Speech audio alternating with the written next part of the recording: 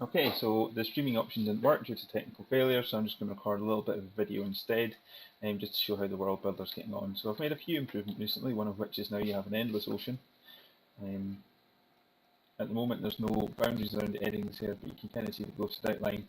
I've purposely not amended the shader for the ground out with the areas you can edit. So what I'm going to do is just quickly load up a little preset world that I've got going on. I'll go through some of the features and some of the editing options. Now at the moment it's fairly stable, but it might crash or lock up at some point through this video, so if it does, bear with me. And I also have a bit of a cold, so apologies if I clear my throat from time to time. So there's a few bits and pieces kind of working in it. I've fixed glitching on the horizon with the skybox, I've got the ocean. Now clipping beyond a certain distance, there's a flash in here, that'll grow soon enough. It's just because it's plain underneath the ocean, so that the transparency of the waves out with the editing boundaries aren't visible.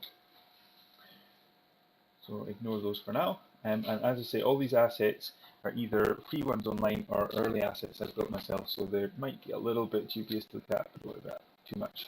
One of the biggest changes you can see is there's now the ability to support animated objects. It's quite a bit going, but it works. So we're just going to fly it and have a look.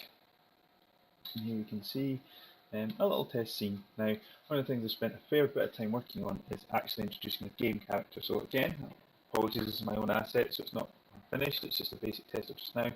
I'll drop myself in. Now, on this character, I can completely control the camera. It won't clip beyond the realms of polygons, hopefully, or we'll see. And once I start moving, then the camera will automatically rotate around to fix the camera. Now, one thing I'm quite proud of is that the clipping on buildings and so forth is quite accurate. So, well, usually quite accurate. Click through that one. That's a bad model though, that one. It's an online one that I downloaded, and it's not, as you can see by the glitching on the sides of it, it's not particularly good. That character can jump there. Just fly around a little bit. You can see that the character will not walk through objects. It's got full collision detection going on here. You can jump on top of objects sometimes. There we go. It's obviously quite athletic, so you can jump on top of the barn. So that works pretty well there. Similarly, if we go inside the barn, you can't jump through the roof. Oh, the camera's getting lost itself a little bit there. A little bit of work needed on the camera. You can see here that the general movement in the world works quite well.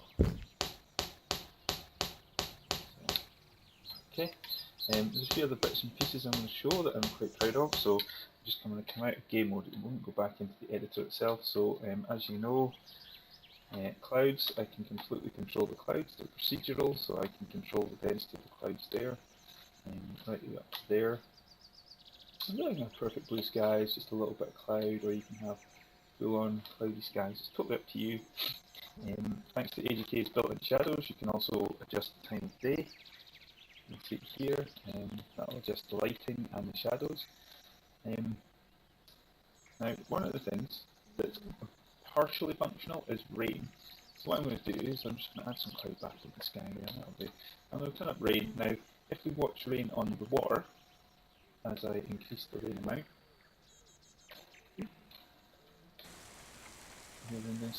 here we start to see splashes appearing in the water. If I increase it a bit more, you see more splashes and start to hear rain in the background. And we go all the way up to full-on splashes. Now you can see that that's also darkening off the clouds and creating a level of dullness across the landscape. So you can go full-on stormy weather, complete with rain, drop back into game mode, and you can see splashes appears on all the water. I've yet to figure out how to do actual rain, but that'll be on the next video.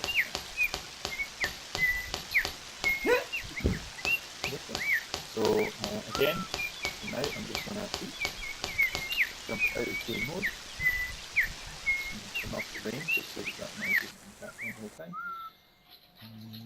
Not like that.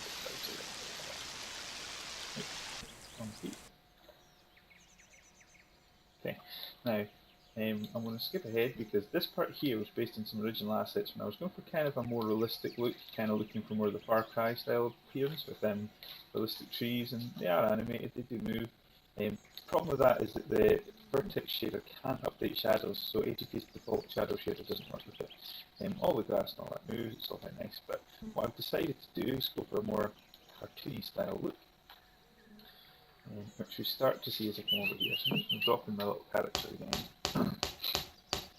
Take us a little longer across this bridge. And here you can see some lovely cartoony flowers and grass. And you see all the grass technology that develops all built into it. It's all quite fast. This is running at full 4K and recording my screen, maintaining a 60 frames per second, no problem at all.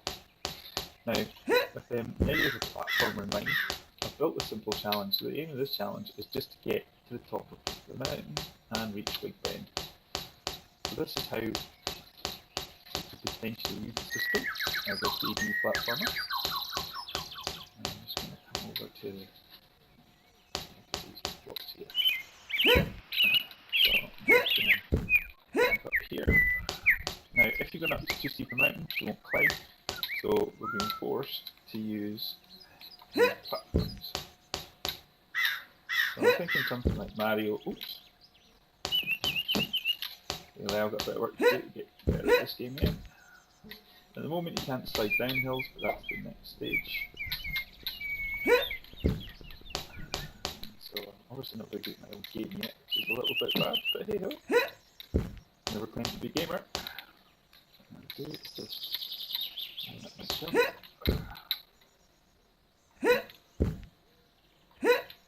Oh. And I've fallen off again.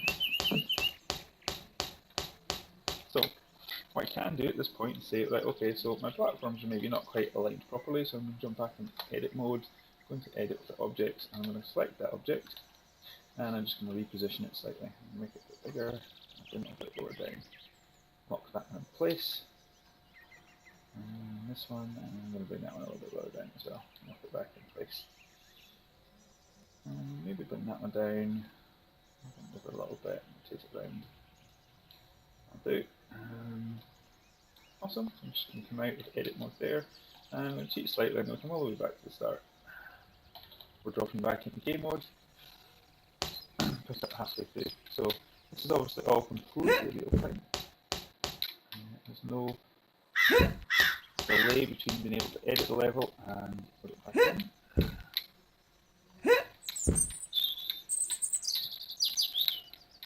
Oh, and it's me falling off the platform there.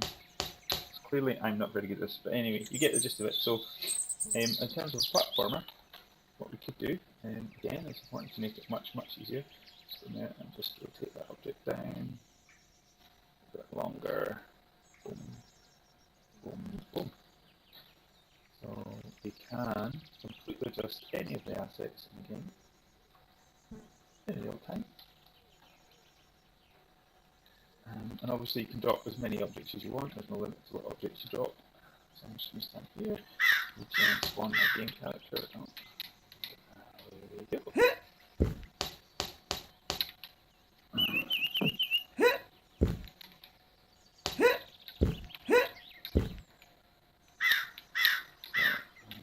Using an Xbox pad, which is also not something in particular use. There we go. And that's how it works. It's a basic 3D platformer, so dead easy. You can drag and drop any platforms you want. So for example, I could just hop back to game mode and go into object mode and find the super object to place. I'm just going to cycle through till I find what is my stock pavement object for now. In fact, I'll just use the road. The road's an easy example. And so I'm going to come on, place it there. I'm going to go in and I'm going to edit it. Now, roads and pavements automatically use triplanar shading, which means that no matter how big we make it, the texture will align correctly. Just increase its size slightly there, and drop it down. That says made that new platform. Come back out, straight back into game mode. And the level we designed is instantaneously usable by the character. Simple, straightforward, easy.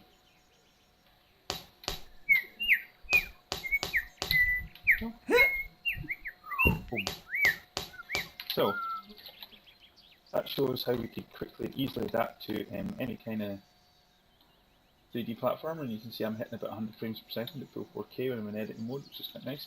So I've started building just a little park area here, so I'm going to come along here. Now this one uses cartoony style graphics and grass and trees, but I've got multiple layers of grass and multiple trees. And so I'm just going to come along and go for a wander around this, and again it's all fully collision clipped, so you can't pass through objects in theory, and the camera shouldn't, but obviously it's a little bit of an issue there where if you get too close it's not quite handling it correctly, but character will automatically walk over small obstacles, but not larger ones. Over the little bridge, come along and have a look in the water there. Again, we could up the rain here and you'll see rain in the water, so we'll just turn that on again. See the transparency of the water is affected, the light reflection and the water is affected by the level of rain. That was going to be a cast and dull. You can see that splashes appears in all the water there. So again, can't at the moment adjust the rain manually while in game mode, so I'm just going to jump in and out of it. There's my little part, it's got a few objects here. And again, you can walk over smaller obstacles. At the moment there's only 3 heights of clipping detection going on, or collision detection going on, so whereas you can't walk over the back of the chair, she will successfully walk over the front of the chair. I'll add in additional layers later on. The seesaw is an early asset built by myself. So the slide, you can kind of walk up the slide, and you won't be able to walk through the walls or anything like that. You can kind of use it a little bit as well. In the end, I hope to have these objects interactive, so you can actually physically use the slide, and you can physically use the seesaw and things like that. So I'm going to just fly on ahead a little bit. It's a small city-style scene. Let's just give an idea as to what will happen. Some of these assets are borrowed. Some of these, like that building there, are mine. I built them and pitched them. So here you can see the entire landscape is completely interactive, so you can jump on things that you should be able to jump on. Can't walk through walls where you're not supposed to be able to. Camera clipping's a little bit randomly all over the place at the moment, but it all works. It's all functional enough. I'm jumping onto the bus stop, and from the bus stop I get to the church and so forth. So you can see how it's instantaneously set itself up for the platformer.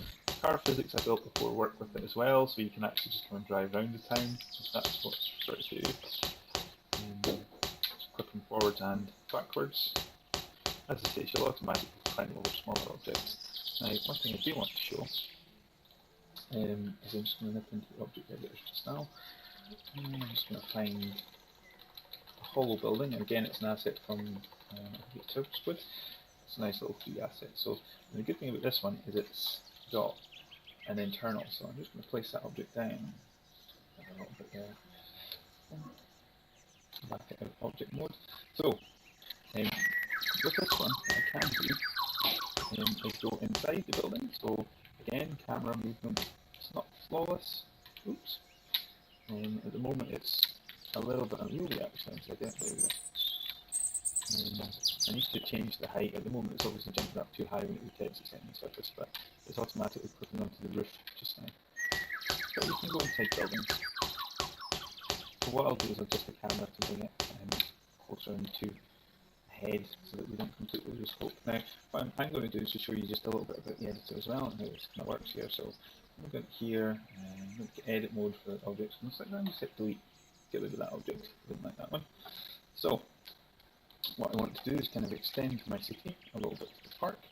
So I'm going to go back into edit mode just now, and I'm going to edit this road. Now what I'm going to do in this road is I'm going to make it longer. I'm going to massively extend this road.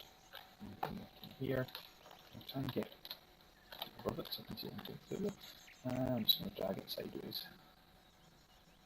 So you've got widgets for all the objects in each place and most of the functions around them, so you can just quite easily click and drag as it's placed down. And again, as I say, it uses stripe-line shader, so no matter how big I make that object, it's always going to be textured correctly. Pavements are done exactly the same, so you can see that every chunk of pavement is a singular object. It doesn't matter how long we get, so that extends it to there. Boom. So now what I'm going to do is find my little road object. The roads I'm going to adapt slightly so that each section can link to the previous one, so you automatically get the same height and such like that. So for now, I'm just going to come down and set the thickness of this to be matching what's there before. Oh, there we go. And I'm going to drag a road out to my part. So I'm just going to drop that radius down. And rotate it around a little bit. Boom. And what I'm going to do is just extend this road out. Now, the good thing about my tri-planar shader is, as you'll see, once I bring the road along, scope it out, I can intersect that original road.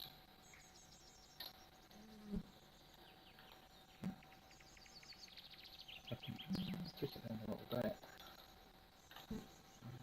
And this way a little bit. Extend it so it goes inside that road a little bit there. When I come out of it, come out of edit mode, so it stops highlighting it, you'll see there's a seamless intersection. Completely seamless. Again, just pop back into game mode. Perfect good surface. I think I need to get the camera to automatically adjust its vertical as well as its horizontal. It took a lot of time and effort to get this camera working the way I wanted it to, so that when you spun around the player character and you started walking, it would automatically adjust at a smooth rate. So anyhow, I need to also work on the texture so it's not so square. And I'm just going to jump back into game mode. And I'm going to pavements. What I'm going to do is, in the meantime, I'm going to place another road. So I want another road to come along the other side. So I will put in some functionality. I'm kind of using it. I think we need some kind of functionality to automatically clone the dimensions of the previous one. So now I'm going to put that there. And I'm going to put there. Go and edit that one. I want to make it a little bit wider because it's going to be a two-lane road, and I'm just going to extend it that way. And what I'm going to do is extend it a little bit. So I'm obviously going to extend my little town just a tad. Again, because it's the tri-planar shader, and the texture is automatically adapted to however big the object is, and they intersect perfectly, so it's good. So what I think I do need to do though is grab my pavement and extend its size. So again, I'm just going to drag that along till it's where I want it to be. Boom.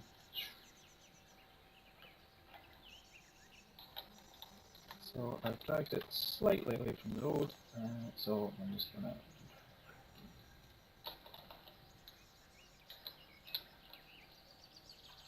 again, it took a little while to get the movements correct, and it's still not flawless, but it works from there.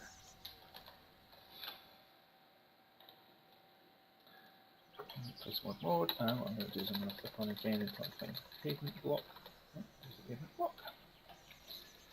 So again, the pavement's a single texture block, so you can kind of see that without the tri-planar shader, which the edit object doesn't have, that's what it looks like. And what I'm going to do is just drop that down there just now, and you can see once the tri-planar shader kicks in, instantaneous. So I know I'm going to want one on that side, I'm going to want one on that side, I'm going to want one there, and I'm going to want one there. Okay, so I'm going to go into edit mode, and I'm just going to shrink this a little bit. Make them more pavement sized.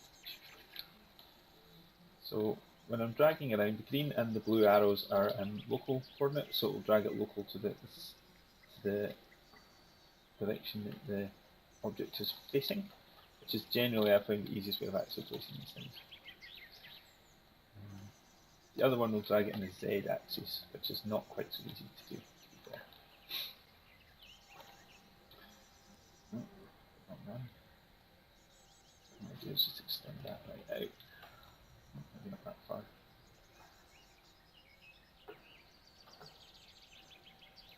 Again, doesn't matter if they overlap, because there will be no artifacts or anything like that visible. So what I need to do is just drag that slightly in so it's in line. Boom.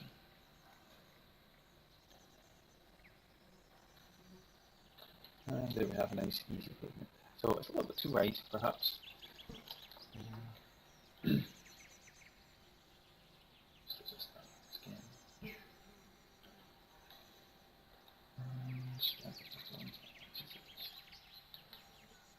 So using this you can very quickly and very easily create quite large road systems. Again, doesn't matter which way down it goes. Drag it along, just overlapping the road. This way, so it's overlapping the road. And we're going to extend it that way this time. And drag it along.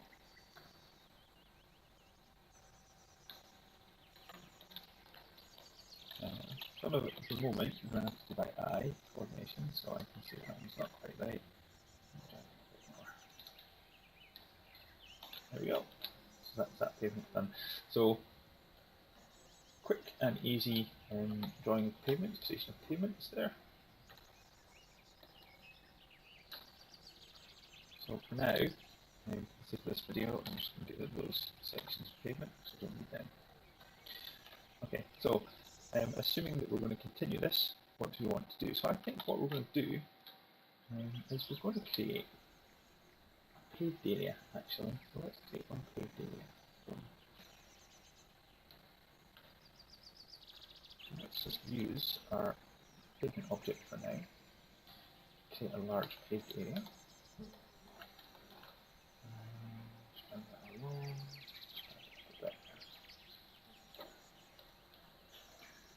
So it's not quite level with it height-wise. Do I want it level height-wise? I think I'll make it level height-wise as well. Just go in and then move it up.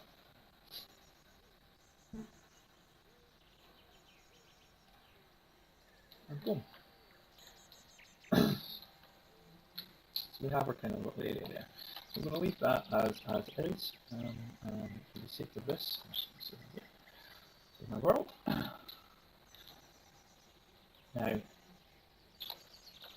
I think I might do now is just show you some of the tools.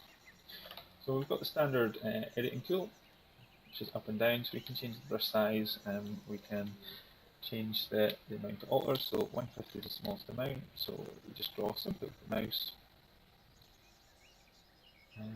Create hills. Any point in time, you can fix the normals, so that shadows and all that work. So obviously that's created a really small, subtle hill. That's fine, don't really need anything particularly huge. So, but let's say we did. So what I'm going to do is I'm just going to hugely increase my editing step. And now I'm creating massive hills instantaneously. But they're a bit rough looking. It's normal, as you can see, it's a little bit all over the place. It's overlinked to another sector there, so the whole world is created of chunks. So it's essentially an 8x8 set of chunks. Don't worry about that. There's a function we can just do here that will completely fix the seams, but I'll worry about that later. What we can do in the meantime is use smoothing function. The smoothing function literally just takes away any of the roughness and creates a much more smooth, natural gradient across the hill. It's iterative, so the more you do it, the smoother it will get. I'll just keep doing that until you create that now. You can smooth the entire chunk that you're on, but that's obviously what's best before you've wasted any object sizes. Objects don't react to changes in the terrain. A little bit of a glitch there. So I'm just going to restart it quickly. That glitch there is still fixed, but I know what it is. Essentially, it's because the mouse cursor slipped between the gap in two chunks and didn't impact anything. Therefore, it was trying to alter the vertexes of something which didn't exist. However, this will show you how quickly it loads. The model loading there, it's actually loading about 100 models, and they're all stored in mem blocks as are the diffuse textures, so it's actually quite quick. When you load the world, it has to go through and load all the phonographics. Now, at the moment, that's all the realistic looking trees which will be ultimately removed from this world, and I'll go for the cartoon look, partially because of the shadows and partially because of performance issues. Once we load that again, we'll just go back to our town. Now, because I'd saved it after doing the pavements and all that, they should all still be there and intact, and you can still see there's my drawing out road built on the mountain still there. Yep, everything's still there. The alterations to the landscape are gone because I didn't save it. So what I'm going to do this time, I'm going to do it the other way around. I'm actually going to lower it, and I'm going to create like a lake here. Okay. And what this time I am going to do is just fix the seams. So this takes just a few seconds. It has to read the entire world into memory. It'll fix the seams and it'll write it back, and you'll see these gaps here just disappear. Zoink. Zoink. Done and done. And there's a global way to fix normal sort of thing, but I'm not going to do that just now because it takes a little bit of time. And what I'm going to do is just like that. There we go. So we've created a little lake there, so what we want to do. So I think what we'll do is quite like my little hut actually. So just stick the little hut at the side of it. Now, when you've placed an object, you can change any of its angles. You can change it and rotate it in any direction, and you can change its scale in any direction, as many times as you like. I'm just going to leave that sitting there. It's like a little pagoda. Perfect. So, I think what we need to do is create a little bit of a path. So I'm going to go to path mode here. And path mode is literally as simple as drawing on the landscape. So I'm going to just draw a little path and remember the object. Get a little bit there. And what I'm going to do is just drag that path back to there. Now you can see that the path's cut dead. Now the reason for that is because I'm in a different chunk and the path mode is different to that chunk. So I'm just going to move in the other chunk, go back into path mode, and I can continue editing that path on the other side. So I will resolve that so that you can just edit seamlessly between chunks. But for now, let's just leave that little path there. Now what I'm going to do is I'm going to create some grass. Save. So when you go into grass, you can have up to 3 layers. So we've seen this before. So there's 1, 2, and 3. Again, it's as simple as drawing on it. So what I'm going to do is just open up my file browser to find something else. I'm going to draw with. Let's go with this cartoon grass. I don't want it to be that tall, so let's want it to be 120. I do want a cross-cutting image, so the cross-cutting image puts one at a 75-degree angle so that when you're above it, the grass looks like it's whole. Now, you can draw just the grass zones with the mouse. Now, you can draw over paths, and it won't make any difference because paths will not take grass. It's as simple as that. I'm just going to draw that, and once I'm done, just going to generate grass. It's going to go away, it'll think itself through for a few minutes. Let's see that grass. So you can see that as I've done that, there's no grass whatsoever has generated on any of the path areas. What I can then do is come down and say, okay, well actually I don't really like that grass, so I don't like that image, so I'm going to try a different image. Now that's a newer grass thing I just did today, so I quite like that one, so I'll move that on. What I'm going to then do is go on to the next one, and I'm going to pick my little pink flower, because I quite like it. I'm going to set its height to 200, but I don't want very many of them, so let's set its density to 8. And it doesn't need a cross-cut image because of the flower, so I'm just going to put a few dollops of flowers there and generate that grass there. Now, as I say, you can have up to 3 grass layers. So what I'm going to do is go into the third one, and I'm going to pick my other grass type, which is that one. This time I do want a cross-cutting image. Let's keep it like at 100. And I'm just going to dot this around.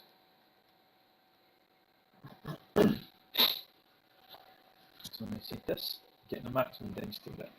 Now you can see the thing that I haven't changed is scatter. Scatter is literally how randomly it scatters the placement of each tuft of grass, and it's different every single time you hit generate. Oh, it's quite nice. There's a little cartoony kind of park kind of scene. I'm quite happy with that. But what I could do, if I were so inclined, make sure I go into it in this chunk. I could go into the plants, and I could make its density 1. I could make it scatter 1. Now if I did this, and start drawing this across, what you'll get is perfect furrows. So if you wanted to create, for example, like a field of wheat or something like that.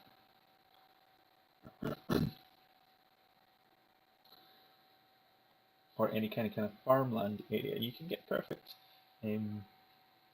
lined furrows by just setting the scatter to nothing. So you could create a crop very easily. For now, I don't really want to do that, so I'm going to set scatter to 200, which is the max. You know, there's no maximum to that, but you probably don't want to go too far above it. Next, I'm going to reduce its density to 5, and we'll regenerate that flower.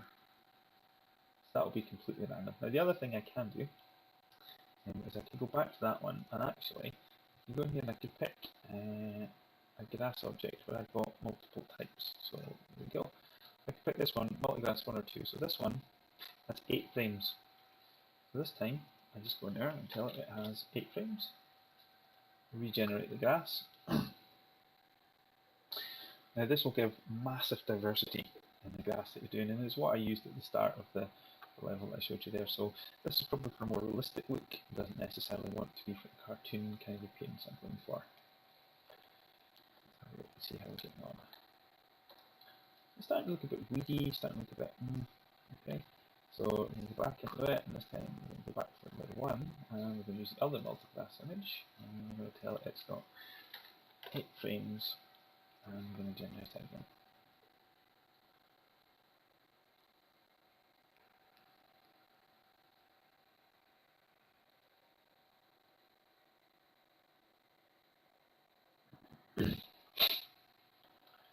Until that's done.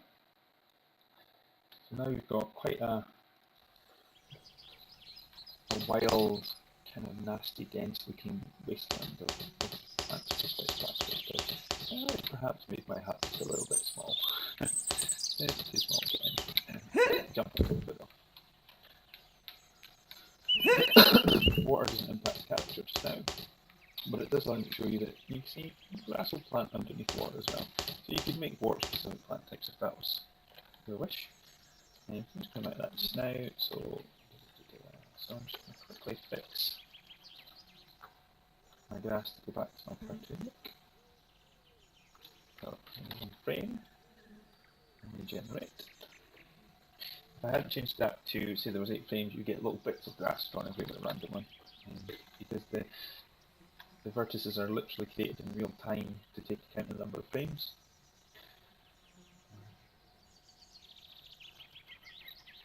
Dum. That one I'm going to go into. I'm going to put my cartoon again, and so 1 frame, and regenerate that. You actually seen there before I regenerated how you had quarters or 8ths of the image split across different blades of grass randomly. So I'm happy with my grass, so what I'm going to do is I'm going to go in and I'm going to create my log pile. There we go. Let's have a little picnic bench over here. Oh, I forgot, I've adjusted my time, so it's the shadows are out. I have to adjust the bias in the shadows for the time of day, which I haven't done yet, but I'll get there. So I've got my park bench, that's what I'm going to tree stump maybe. That's a borrowed asset, it's got no normal, so it doesn't look very nice, I'm going to use that for now. A bin. Every park should have a bin, so I'm just going to set a wee bin. Let's do a bench there. What else have we got? Oh, we've got some boulders. Find some nicer boulders. Yeah, no secrets, but my world will be themed. It will have an Egypt theme, it will have a New York theme. I've got an Empire State Building model in progress, and I've got my big Ben, so we'll get there. What have we got in the time? I've got quite like this rock, so I'm going to take this rock here, I'm just going to dump it down over there. That's quite a nice rock as well. Now what we can do is we can completely use these models any way that we see fit. So they edit just like anything else. So I can go in here, take it there, bring it up, bring it along. And I could just dump that on top of another mod there.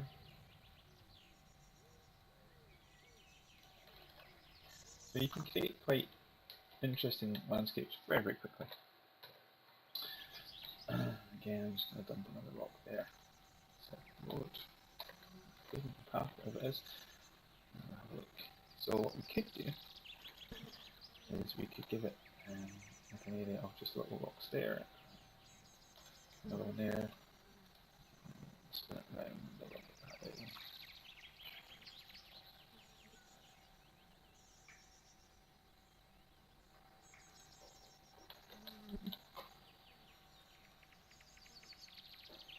Now, I'm just going to finish this one off. Work in progress buildings there. What's that? Oh, a little pallet, don't want a pallet. Oh, actually, let's put a pallet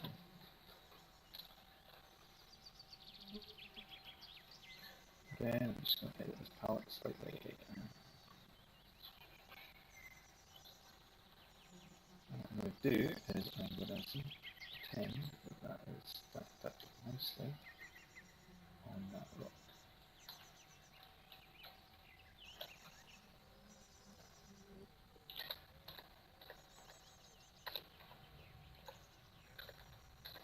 Watch out, there we go, that's what I was looking for, some trees. So these are all cartoon assets that I've built myself, so they're not very good, so I apologise for that, but I'm going to put in a couple of trees.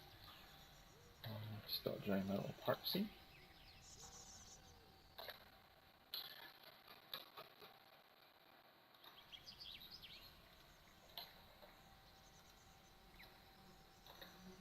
And trees, these are just objects, so they can be edited like anything else in it.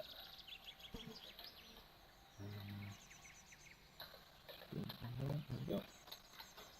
Quite a little interesting one. So what I'm going to do is put that. Oh, I have that sitting there as a focal point. As I said, once we've got these can be edited and moved and manipulated just like anything else. So, there we go.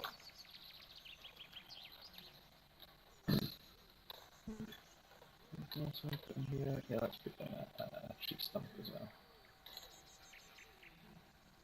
Just there. Wood,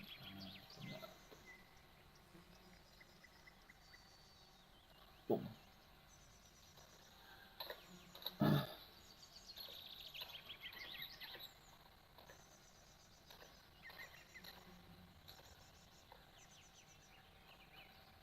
got a fire hydrant.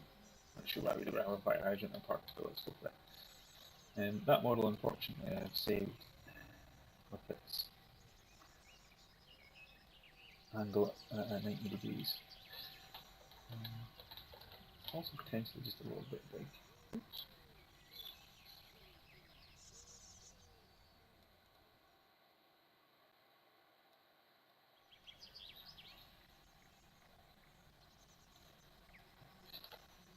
Okay, let's just get rid of that.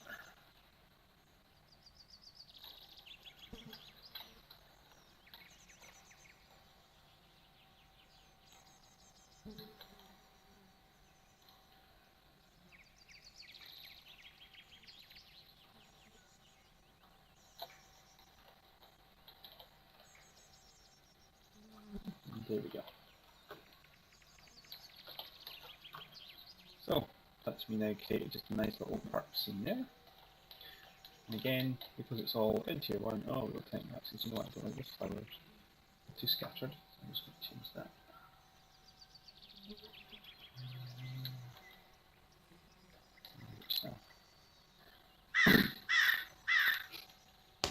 And go for one down my new okay, park area. And I should probably actually fix this.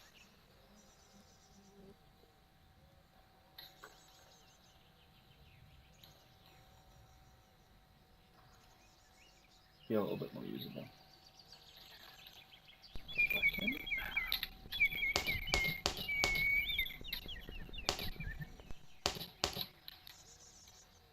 Still not quite big enough, actually. That's the gist of the edges and how that works. So the only thing I haven't really shown is the old tree system, so I can nip into there just now. And maybe put a couple of bushes. Now the bushes are completely different. They're not static models, they're multi-meshes built with tree. I'm going to just stick that there just now. I'm going to go in and I'm going to edit this one. Now when you edit this one, trees you can edit the textures for. So that works there.